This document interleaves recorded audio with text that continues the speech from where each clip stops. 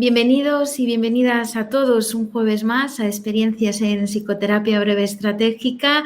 Soy María Martín de Pozuelo, la responsable en España del Centro de Terapia Estratégica, y hoy estamos en directos en el Facebook de su página en español y tengo el gusto y el placer de saludar y tener aquí con nosotros en esta semana a Gabriela de Arce. Gabriela, ¿qué tal?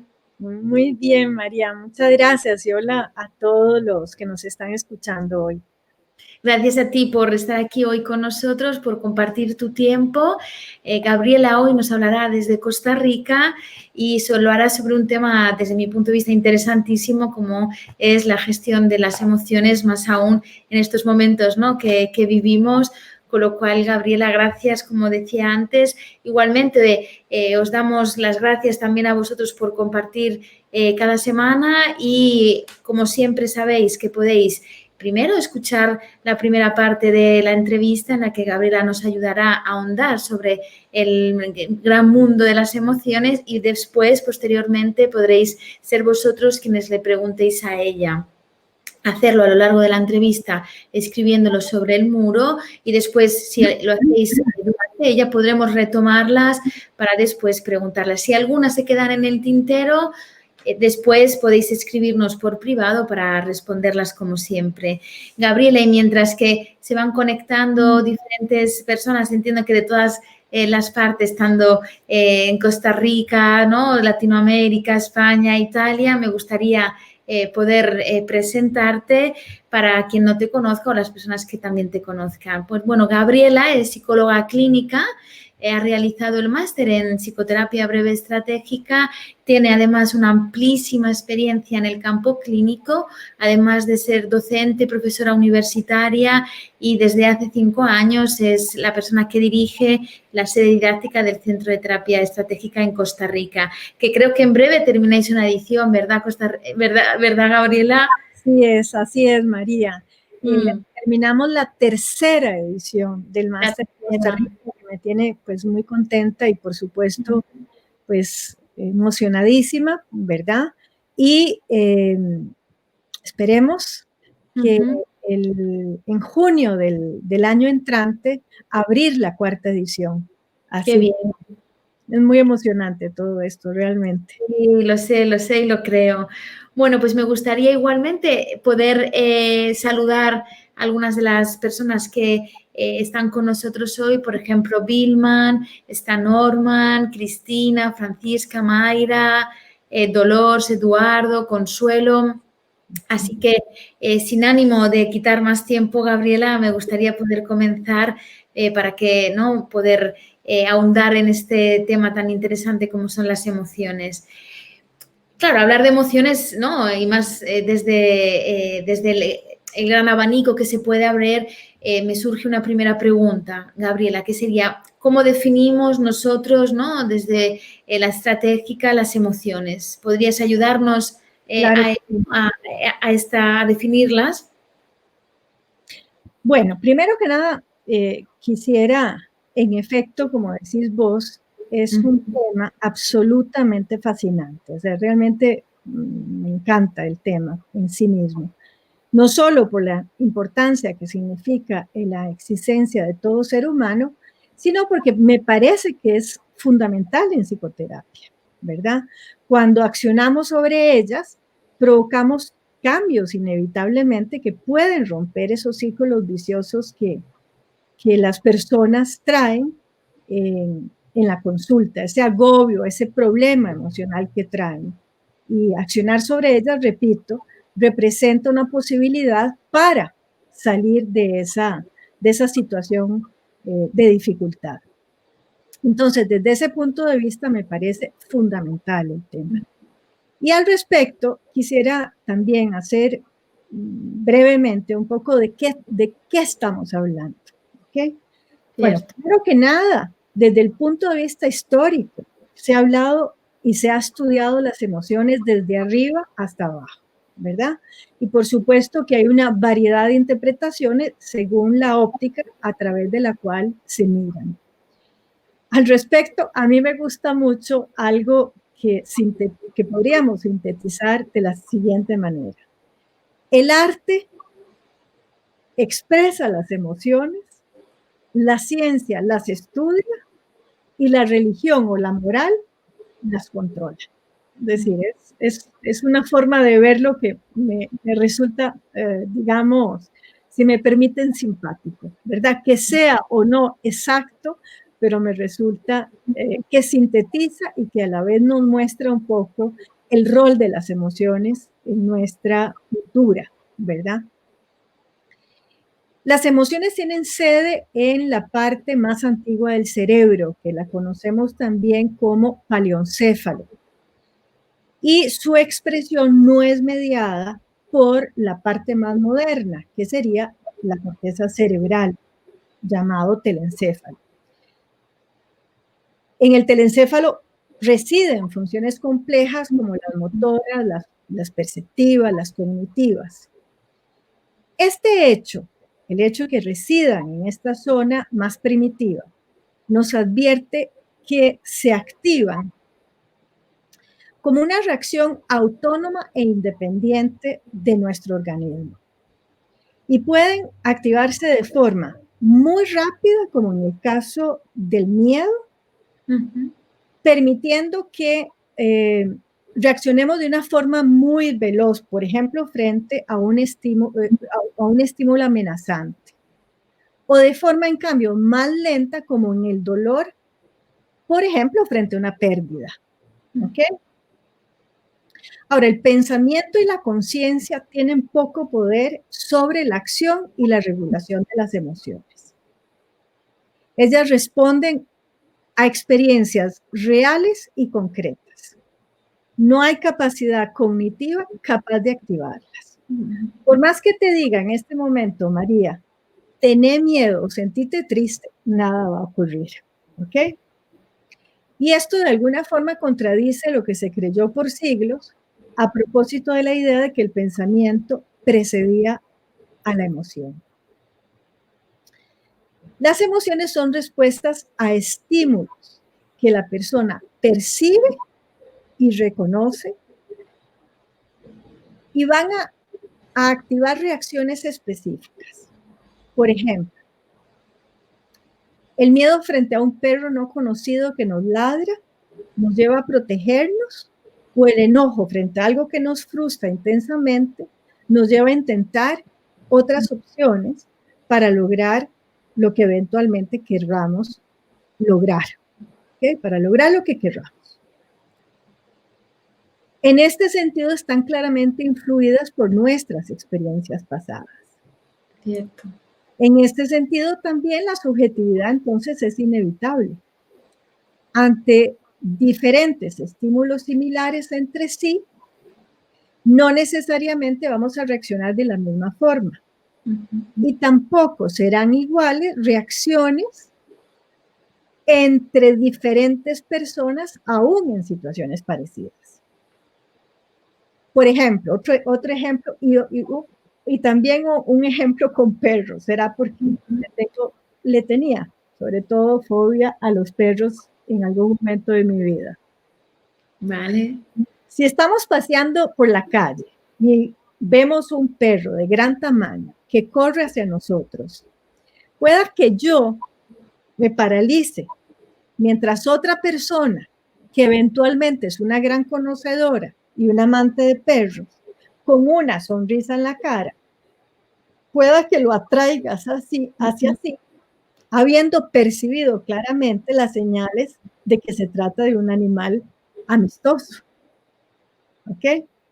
Cierto. Entonces, como queda obvio, son reacciones que son inconscientes, primeramente, ¿okay? Y que se van a volver conscientes luego de la reacción que tenga el organismo. Esto es bueno y malo al mismo tiempo. Por un lado, cuando la activación es rápida e inconsciente, nos va a permitir enfrentar con éxito ciertos estímulos, pero a la vez puede hacernos perder el control. ¿Ok?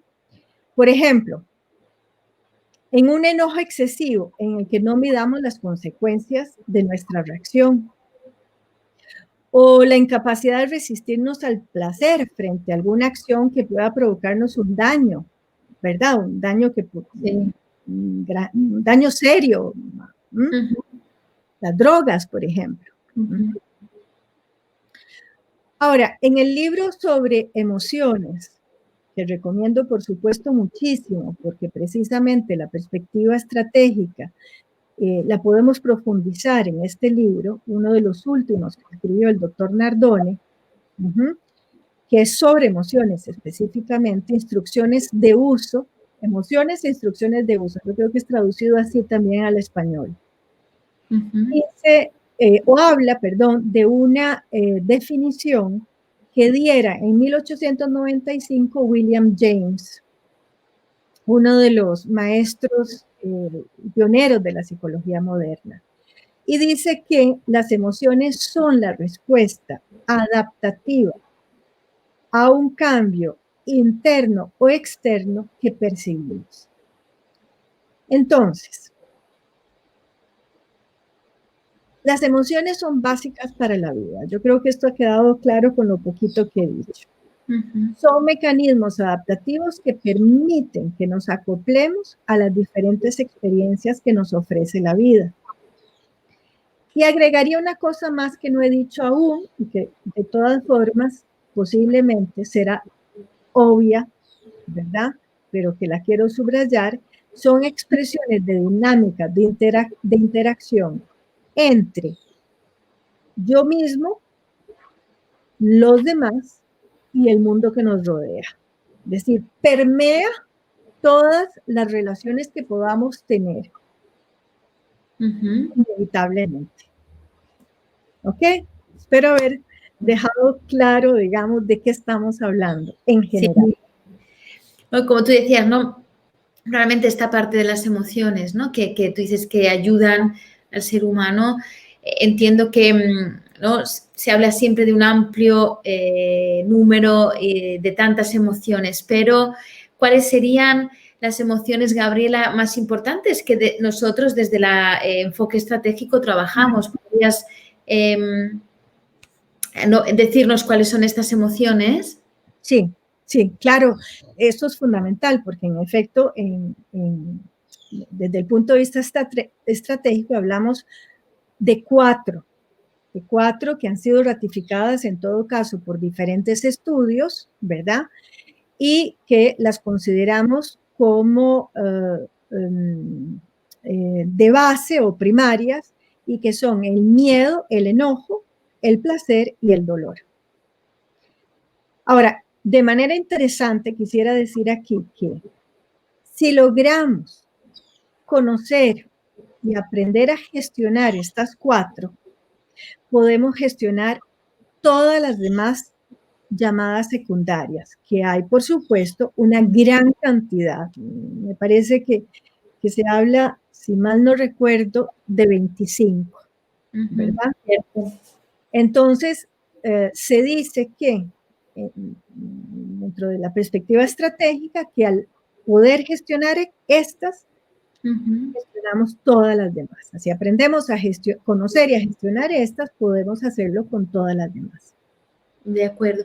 Y trate para contarte algunas cositas más al respecto. Sí, claro, perdona, sí.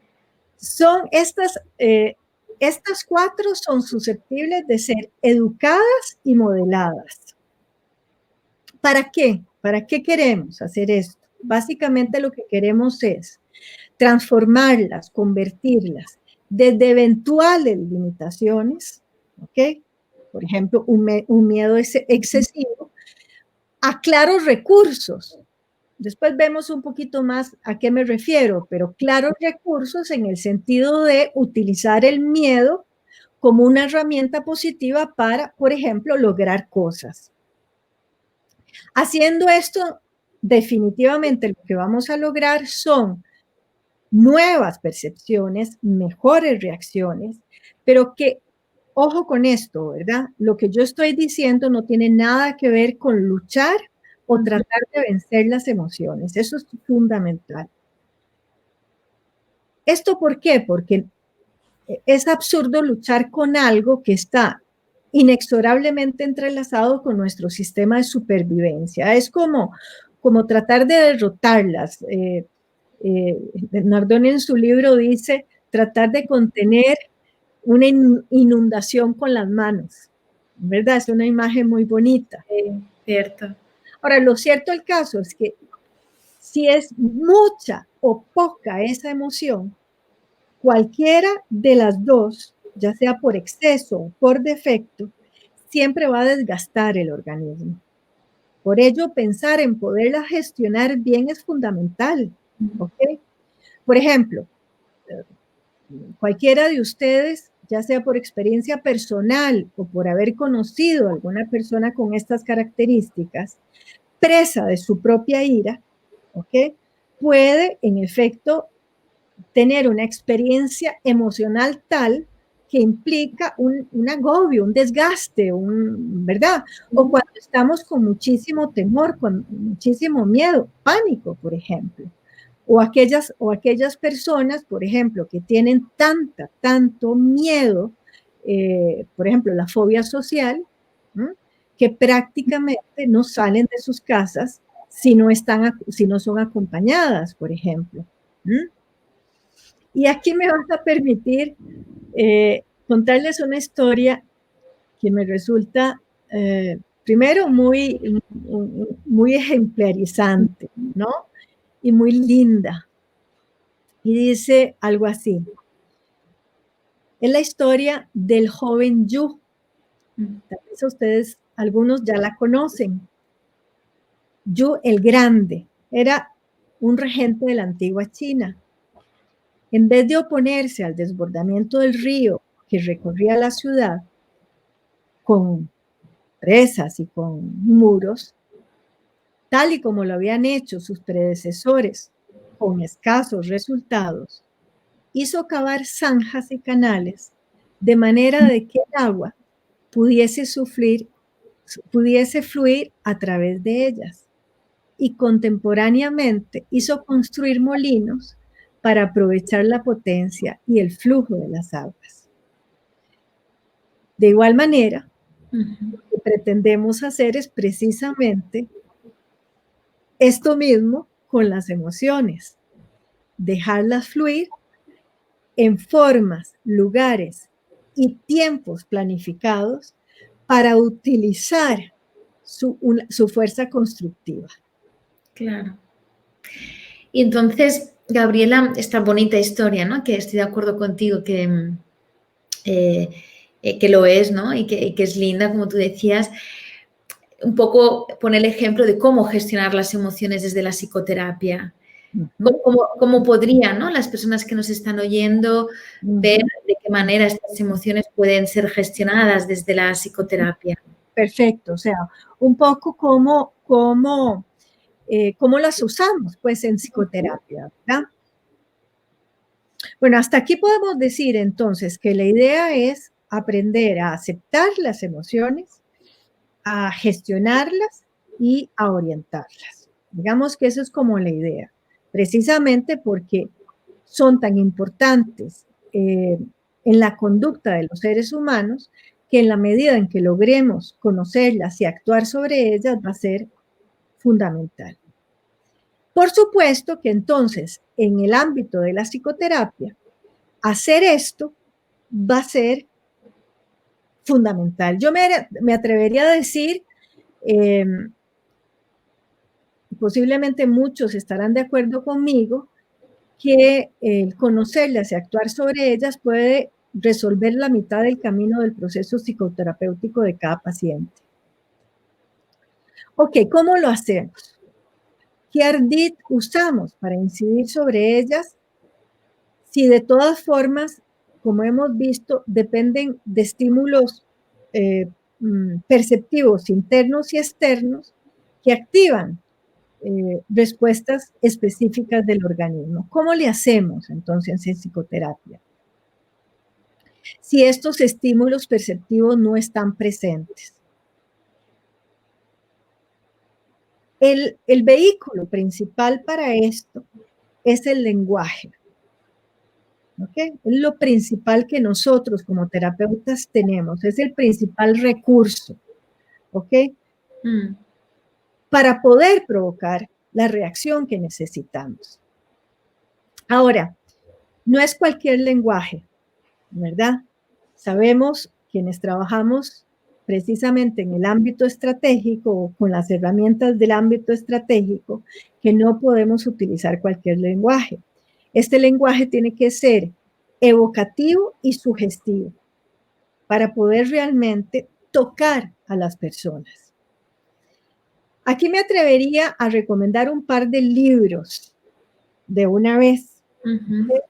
Y son, es el diálogo estratégico y otro de reciente publicación que es el de hipnosis sin trance. Siempre los dos son del doctor Nardone.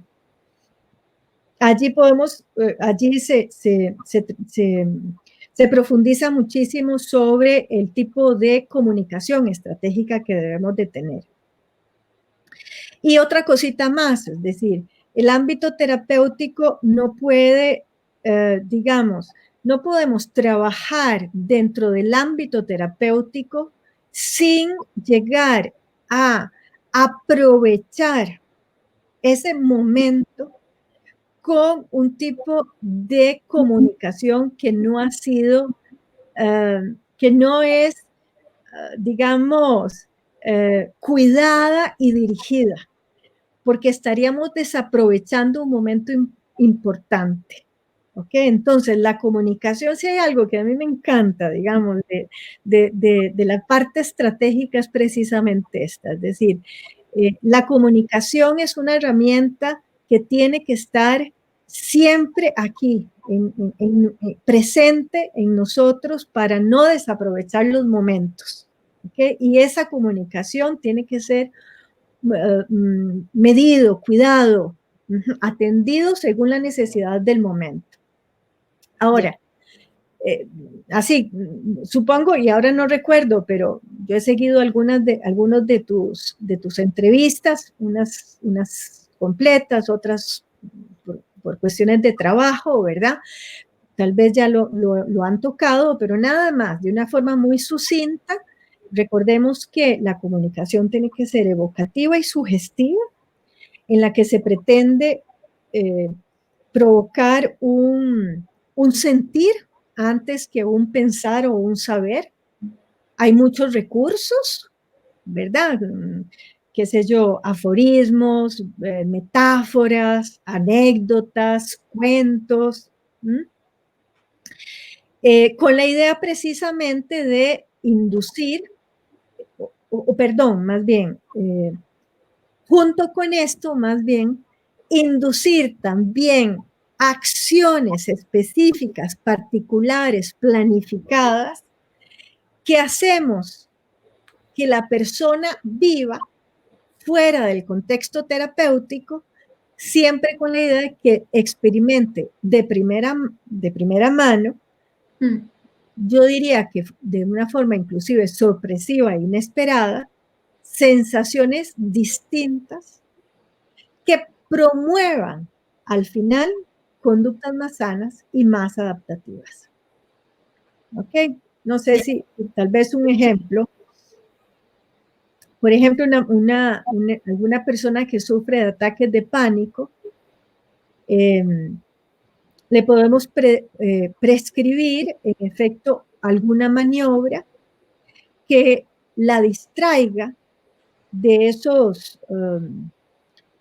intentos vanos de control de sus síntomas de ansiedad, que inevitablemente le aumentan el miedo, y prescribimos unas acciones que le permitan vivir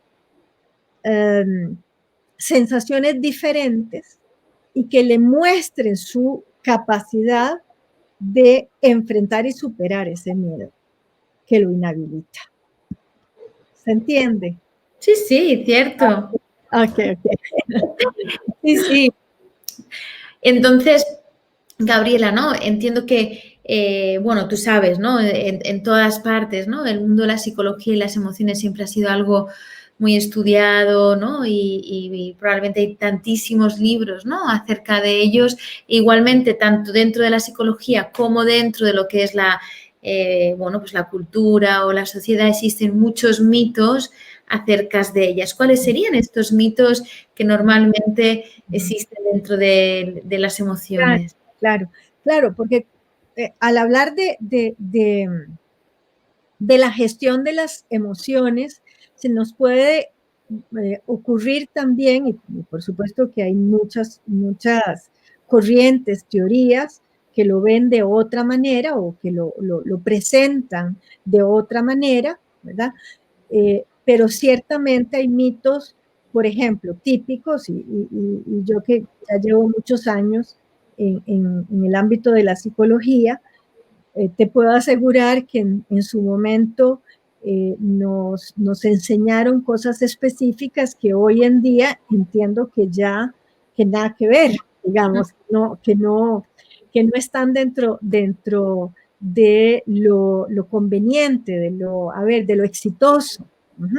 Por ejemplo, recuerdo que nos insistían mucho, y hasta hace poco creía que era así, ¿verdad? Que lo que nos iba a ayudar era desahogar las emociones, ¿verdad? Lo veíamos como la forma más exitosa para que la persona pudiera aliviar lo que siente, ¿verdad? Como si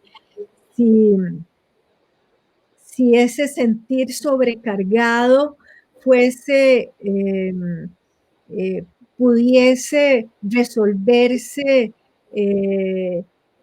como si fuese una presa que está a punto de colapsar. ¿Ok? Ahora, desahogarnos puede aliviar, no es que esté diciendo que definitivamente no ayude, pero usualmente no ese es el camino. Los resultados del desahogar no son necesariamente duraderos. Las emociones no se agotan al dejarlas fluir de esa manera, libremente, ¿verdad? Por ejemplo, una persona que se deja llevar por el placer, puede convertirse en un caos, ¿verdad? Y ya no estará libre de elegir. Por ejemplo, veamos el caso de las dependencias, en donde las personas finalmente, presas de sus propias dependencias, no tienen opción para decidir. O un miedo sin curso que se convierte en evitación, por ejemplo, en el caso de las fobias. Otro mito es el mito del control, que hay que controlar las emociones por medio de la razón y de la lógica. Pero resulta que las emociones no saben nada sobre reglas ni de lógica racional. El doctor Nardone y el doctor Bartoli, Stefano Bartoli, en el libro Más allá de sí mismo, dice que estas las llaman de una forma muy, muy bonita y le dicen, ¿cómo era? Competencia sin comprensión en ese libro, ¿verdad? O sea que no podemos en realidad comprenderlas el 100%. Un ejemplo, por ejemplo, son las dietas, ¿verdad? Cuyos resultados son bastante pobres. Se supone que no están respetadas en un 90% de los casos y sin embargo se siguen prescribiendo, ¿verdad? O cuando hablamos de fantasmas, pero por más que se sepa que no existen, el miedo no necesariamente desaparece, ¿verdad? Y finalmente yo diría que hay otro mito más, María, y es el del refuerzo de recompensa y el de castigo. Igual, a lo sumo lo que vamos a lograr son reflejos condicionados, pero que realmente lo que vamos a obtener son la represión o la inhibición, ¿verdad? Un claro ejemplo es la crianza autoritaria que al final tiende a producir esos destapes, ¿verdad? Sin ninguna dirección. Ayer que hablábamos de todo esto, mi esposo y yo hablábamos precisamente del destape español después de Franco, ¿verdad? a propósito de esa condición autoritaria que se vivió en su momento. Okay. Y podrías, por ejemplo, ayudarnos, ¿no?, a entender cómo podíamos gestionar específicamente cada una de ellas que nos has hablado, porque creo que esto puede, ¿no?, ser de gran utilidad para todos que te estamos escuchando. Bueno, creo que esta pregunta me ayuda a aterrizar, ¿verdad? Porque hasta ahora hemos hablado un poco de las emociones en general, cómo gestionarlas, sus mitos, su definición. Ok, ahora veamos un poquito, por supuesto que no podemos entrar en detalles, el tiempo no nos alcanza, pero sí me gustaría dar como una idea de qué hacemos con cada una de ellas, ¿verdad? Bien, antes que nada, yo creo que es muy importante recordar que cada una de ellas tiene una carga positiva, ¿verdad? Y por eso existen, por eso benditas las emociones, ¿verdad? Lo que hay que hacer siempre es tratar de reorientar la parte más constructiva, más sana, más saludable de ellas, de manera tal de que no, ¿qué diría? Que no se desboquen, ¿no? Precisamente que logremos gestionarlas a nuestro beneficio, al mejor de los beneficios para cada uno de nosotros. ¿Okay?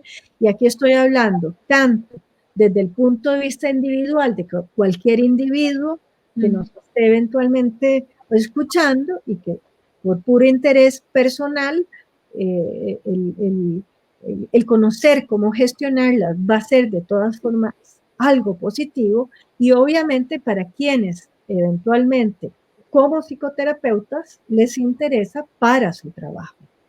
Entonces, veamos antes que nada el miedo. El miedo es súper potente, ¿verdad? Porque está, digamos, íntimamente relacionado con nuestro instinto de supervivencia.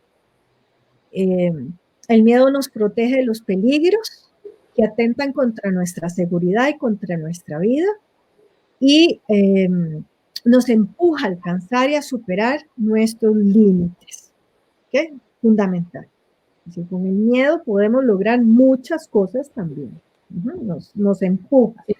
Entonces yo, por más preocupada que yo estuviera, esta charla me empujó a revisar, a entrar, a pensar sobre esto, lo cual amplió también mi conocimiento y mi seguridad con respecto a este tema.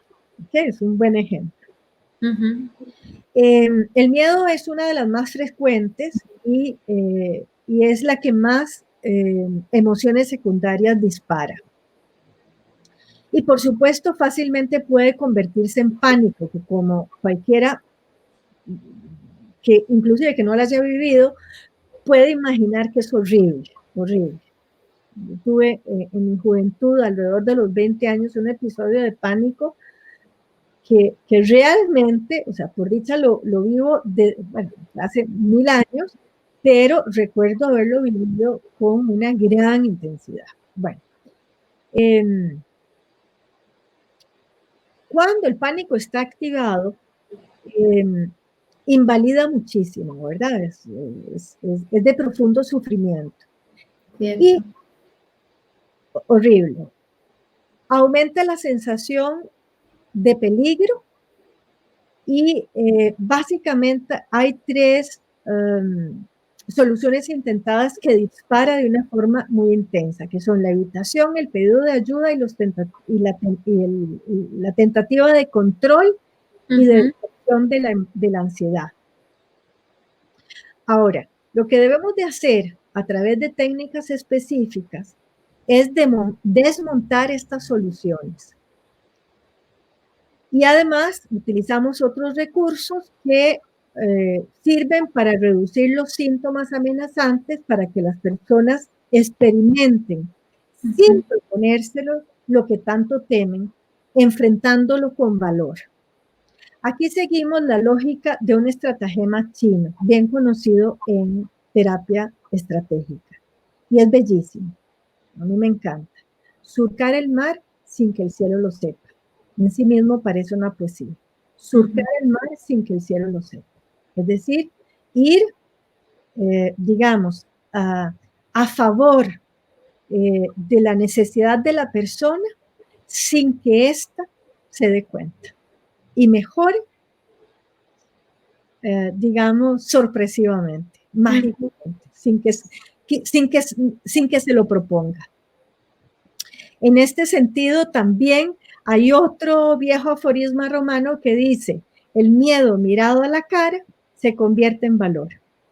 El miedo evitado se convierte en pánico. ¿Ok? Bien, el dolor.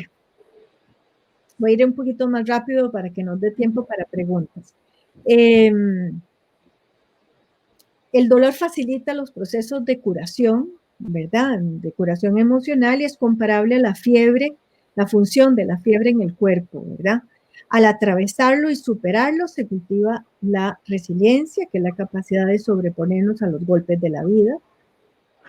Si el dolor se reprime, este aumenta inevitablemente. El dolor ha de ser escuchado y vivido, siempre. La maniobra estratégica por excelencia es darse una cita con el dolor. Robert Frost decía, por ejemplo, si quieres salir, debes pasar por el medio, tocar el fondo para resurgir. El dolor entonces lo experimentamos a plenitud. Roberta Milanese la semana pasada decía convertir la herida en cicatriz y enfatizaba algo que me gustó mucho, que la cicatriz se vuelve la parte más fuerte cuando la piel se cura, ¿verdad? Sí. Bueno, entonces decimos que el dolor bien gestionado se acepta y se atraviesa.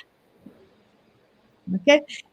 Con respecto al dolor, ante los eventos frustrantes, permite que salga la fuerza que potencia nuestras capacidades físicas, receptivas y reactivas, y que pueden incidir sobre la manera en que la persona se desempeña frente a la vida. El enojo se canaliza gestionando la manera de percibir lo que lo produce y en su defecto se orienta la descarga del enojo hacia una dirección que permita que fluya de una forma que no tenga consecuencias irreparables. ¿Okay? Entre las indicaciones que podemos utilizar está el aprender a ampliar otros puntos de vista, aun cuando no nos gusten o cuando estos puntos de vista nos ofenden o sentimos que nos agreden. Otra forma es la narrativa escrita, el escribir sobre el enojo y nos ayuda a expresar de todo lo que sentimos de una forma privada, de una forma muy íntima y poder expresarnos con completa libertad. El enojo sin entregárselo en todo caso a la persona que nos produzca esa sensación. Entonces podemos decir que el enojo se canaliza. Y el placer. Y el placer no hay caso. No podemos vivir sin placer. Como hemos dicho con anterioridad, el exceso nos lleva al caos, como en el caso de las dependencias o en el caso de la abstinencia, ¿verdad? Podemos ver casos tan críticos como severos como la anorexia. Oscar Wilde decía que la única manera de resistir a las tentaciones es que nos la concedamos. Y el doctor Nardone tiene una máxima acuñada para mí desde esta frase que dice, si te lo concedes, puedes renunciar. Si no te lo concedes, será irrenunciable. Ahora, entre las estrategias, así muy por encima, se usan la gestión, para gestionar el placer, usamos más bien aprendemos a gestionar el placer de una forma, por supuesto, planificada, con pequeñas transgresiones frente a la abstinencia. Ese es un ejemplo. Y bueno, para poderlo además, para animarnos a vivirlo nuevamente, ¿verdad? Porque en el caso de la abstinencia, en el caso de la anorexia, por ejemplo, hay una gran abstinencia del placer. Entonces la idea es animar a la persona a través de una serie de estrategias a vivirlas nuevamente. Y otra cosa que me parece muy importante como estrategia, en el caso de la terapia breve estratégica, es precisamente aprender a apreciar también la calidad del placer versus una atropellada cantidad de placer. Por lo tanto, podemos decir que el placer se dosifica. Esa es la forma en cómo podemos gestionar el placer. De acuerdo. En estas, y como tú has dicho antes, ¿no? Las anteriores, ¿no? Que son igualmente importantes, ¿no? Si las cuatro las vivimos, las experimentamos todos, y estoy segura que estas aportaciones, Gabriela, son de gran utilidad para quien nos está viendo. Bueno, nos quedan unos minutos para poder responder a todas las preguntas del público. Tengo que comentarte que algunos ya han comenzado y me gustaría empezar a recapitular algunas de ellas y animar al resto de las personas que nos están viendo a realizar alguna curiosidad, pregunta que pueda tener. Claro. Entonces empiezo a rescatarlas, Gabriela. Antes estaba viendo que algunos de ellos han comentado si podías repetir el libro, el nombre del libro del profesor Nardone acerca de las emociones. Sí, ese es el principal, ¿verdad? Muchísimas de las ideas que hoy yo transmití son precisamente ideas de ese libro, en donde el doctor Nardone precisamente con este libro, digamos, sistematiza un conocimiento específico que fue desarrollado a través de estos últimos años y que definitivamente la estratégica recoge. Entonces, el libro se llama Emociones, Instrucciones para su uso, creo que es así en español. Sí, cierto. Y bueno, creo que lo escribió el año pasado, si mal no me equivoco, o hace 2 años. En español, hace muy poquito. Sí, sí, sí. Es muy reciente su publicación. Y los otros 2 libros, por si acaso hay preguntas al respecto, son otros 2 libros muy buenos. El diálogo estratégico, que es un libro, ¿verdad? Que sabemos, quienes conocemos acerca de esto, es una pequeña Biblia, es un libro pequeñito que se los recomiendo a todos. Es un libro básico, así de cabecera para la estratégica, que habla de las diferentes formas en cómo nosotros, desde el punto de vista estratégico, abordamos la comunicación en terapia, ¿verdad? Es fundamental. Y el otro que les mencionaba es Hipnosis sin Trance, otro libro que el doctor Nardone recientemente escribió, que por cierto aquí en Costa Rica nos dio una charla sobre el tema y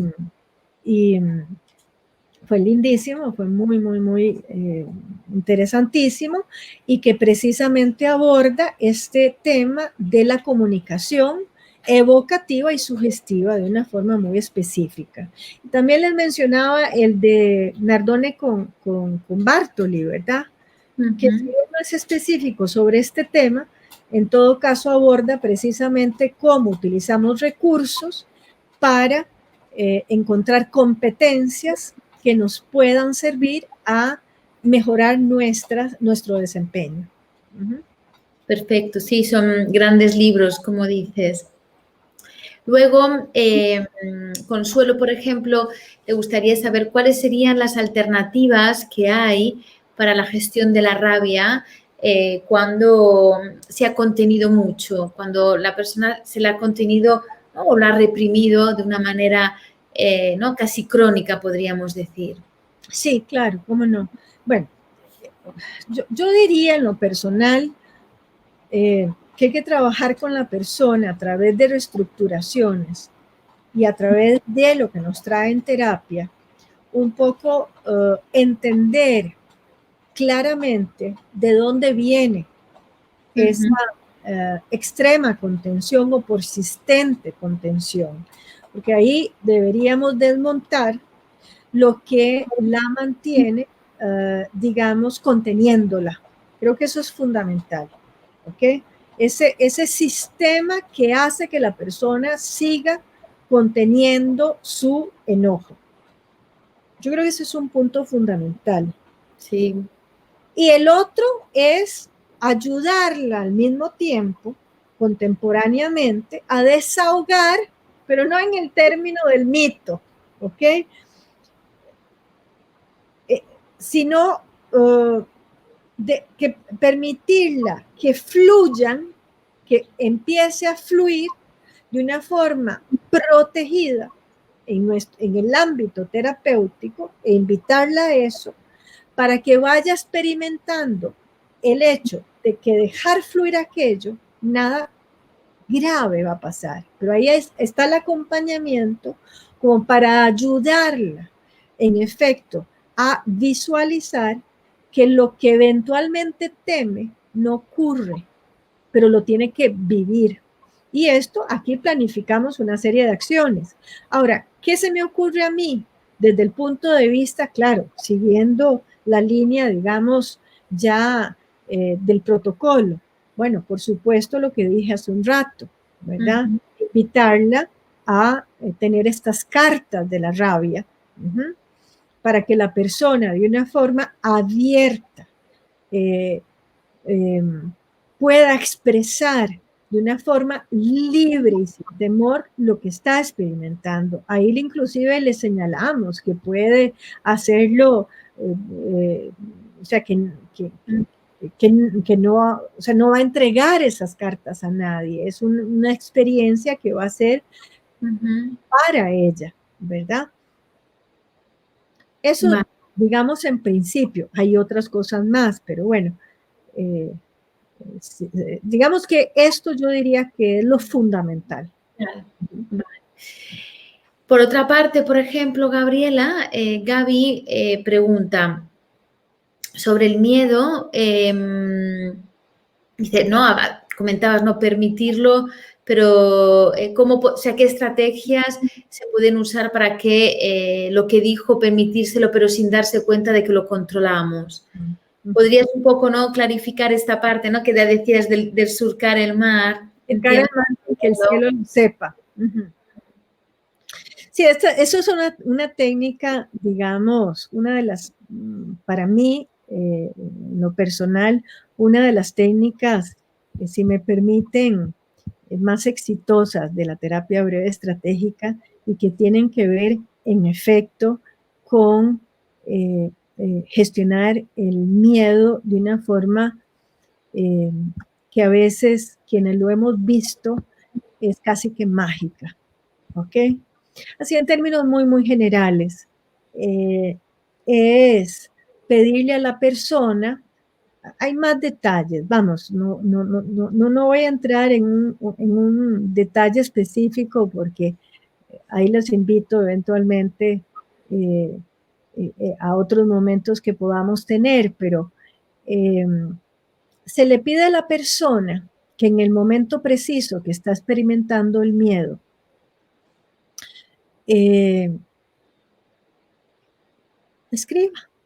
escriba lo que está sintiendo con detalle. Hay otras cosas más, no es tan simple como lo que estoy diciendo, pero digamos que en términos generales es eso. Un poco lo que estamos provocando aquí es que la persona en el momento mismo que está experimentando lo que está experimentando, ¿ok?, se distraiga y no esté tan atenta en el control de los síntomas fisiológicos que le provocan más pánico o más miedo. Entonces la distraemos y ella, sin darse cuenta, porque esto no le decimos, no se lo decimos lo que estamos haciendo, ¿verdad? Se lo podremos decir después, pero no en ese momento. No, la persona entonces, sin darse cuenta, deja de intentar controlar esos síntomas que le provocan más miedo y por lo tanto, y eventualmente el pánico. Cuando se da cuenta, no sintió nada. El pánico mágicamente no apareció.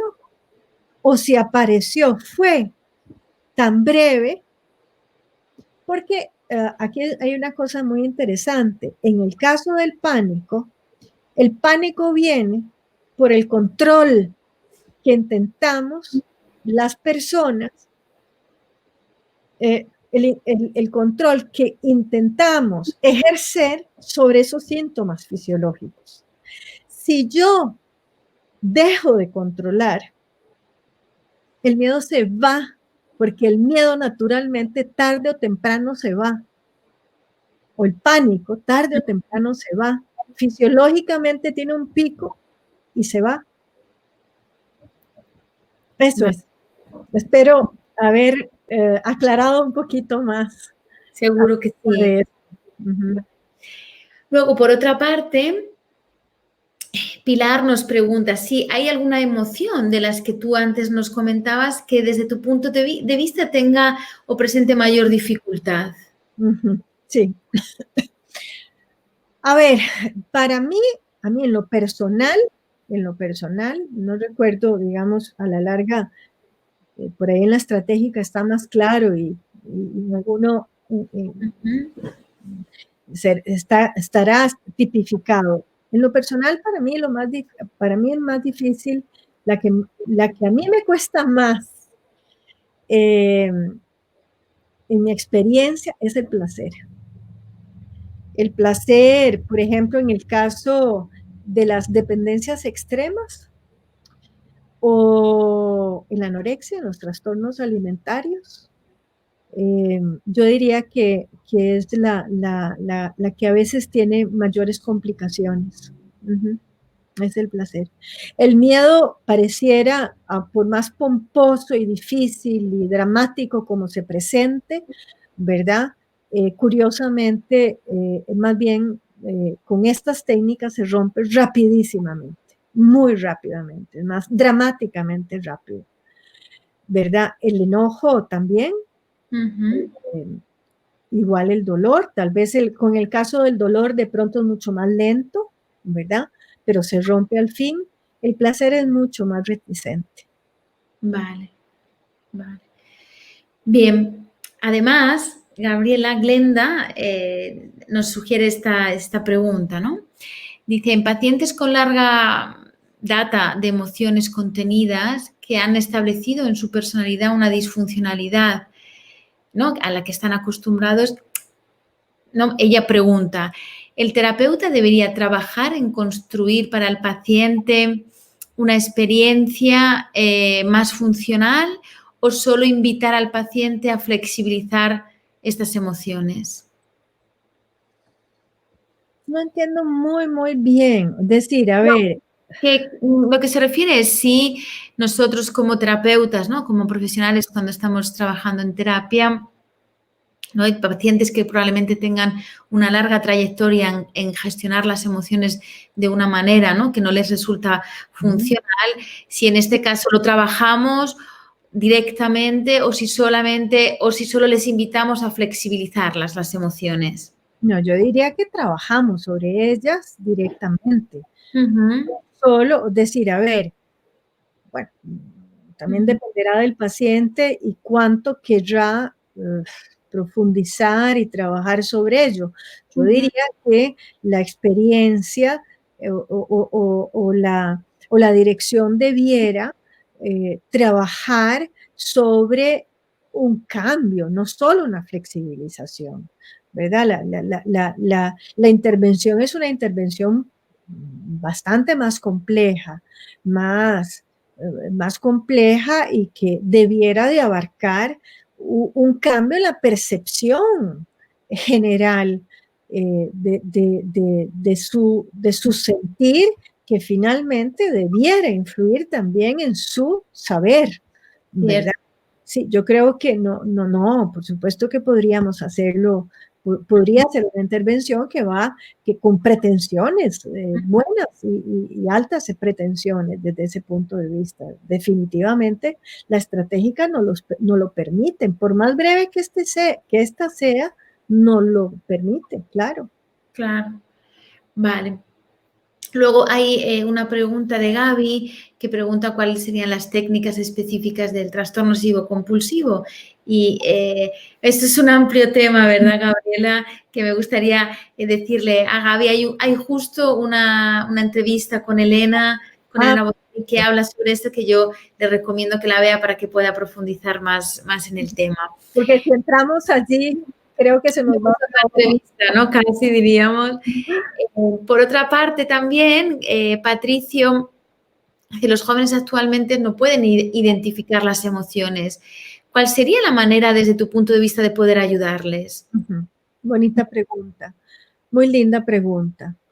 Yo en lo personal, inclusive, bueno, trabajo con mucha gente joven y es lindísimo porque dirigirlos, hay que tener mucha paciencia, pero dirigirlos a identificar, tanto, inclusive con niños, yo también trabajo con niños, y directamente, yo sí trabajo con niños de manera directa, a veces indirecta, pero muchas veces directa, gracias también al aporte que nos ha dado Liliana Velarde, ¿verdad?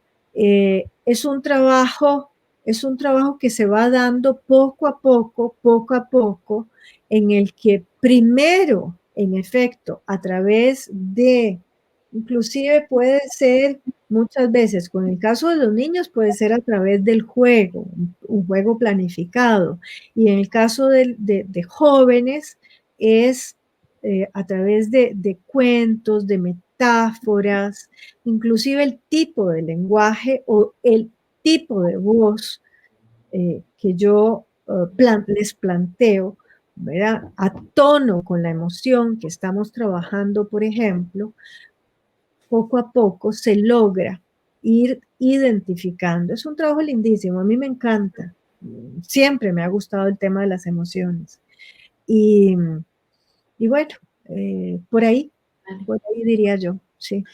Vale, y ya para terminar, ¿no? Y hacer un poco el cierre de la entrevista, Gabriela, Alejandra pregunta si, aparte del libro de las emociones, hay algún otro libro donde pueda encontrar información acerca, ¿no? De cómo gestionarlas, que entiendo que han sido los que tú comentabas antes, pero si hubiera alguno que a ti te...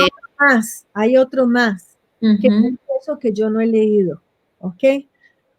Tengo que decir que es uno de los pocos libros de terapia breve estratégica que yo no he leído, básicamente porque como yo soy estrictamente clínica y me manejo, digamos, en un campo muy ubicado en la clínica, y se aleja un poquito, es uno de Roberta Milanese, que creo que se llama Coaching Estratégico, si mal no recuerdo. Sí, es así. ¿Lo conoces, María? Ok, en ese libro también se toca el tema de las emociones, ¿verdad? Y seguramente de manera magistral, porque Roberta realmente es una de las grandes exponentes de la terapia breve estratégica, que ya sé que, bueno, en este programa yo soy una hormiguita en comparada a la querida Roberta, quien aprecio y quiero muchísimo. Ha estado aquí en Costa Rica ya varias veces, es una persona que de verdad está muy querida por mí. Y Roberta, precisamente en ese libro, entiendo que aborda el tema de las emociones. Por supuesto, estoy hablando de material y de libros, bibliografía, que tiene que ver con la terapia breve estratégica, ¿verdad? Por supuesto, libros sobre emociones hay de sobra, pero bueno, estrictamente sobre estratégica, yo diría que este también de Roberta podría contribuir. Vale. Gabriela, te digo, ¿no? Te devuelvo un poco los saludos de la gente y las gracias, los agradecimientos que te están dando, ¿no? Como Consuelo, Alejandra, Melisa, que igualmente, ¿no? Mencionan la importancia de la formación en Costa Rica de la terapia breve estratégica, que nos alegra, ¿no? Tanto a nosotros igualmente que pueda llegar hasta tantas partes, ¿no? Y sea algo en el que finalmente yo creo que lo más bonito es que, ¿no? Se ayuda a ayudar a tantas personas de Claro. esta forma. Yo digo siempre que además en este pañuelito de territorio que se llama Costa Rica, ¿verdad? El hecho de que tengamos este privilegio de contar con esta formación, con la venida de personajes tan grandes y tan valiosos como el doctor Nardone, Roberta Milanese, Elena Bogiani, etcétera, etcétera. Imagínate que es todo un orgullo y un gran, repito, privilegio. Cierto. Pues Gabriela, ha sido un gusto tenerte aquí con nosotros. Esperamos que nuevamente podamos compartir otro rato y otro espacio para hablar de algún otro argumento. Y gracias a todos por, como siempre, cada semana compartir con nosotros este ratito, aportar y hacerlo siempre más enriquecedor. Y la semana que viene nos veremos para hablar de pánico, Gabriela.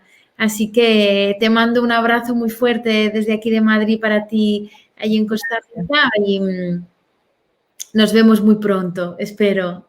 Muchos cariños a todos. Gracias, María. Gracias a vosotros y nos vemos la semana que viene.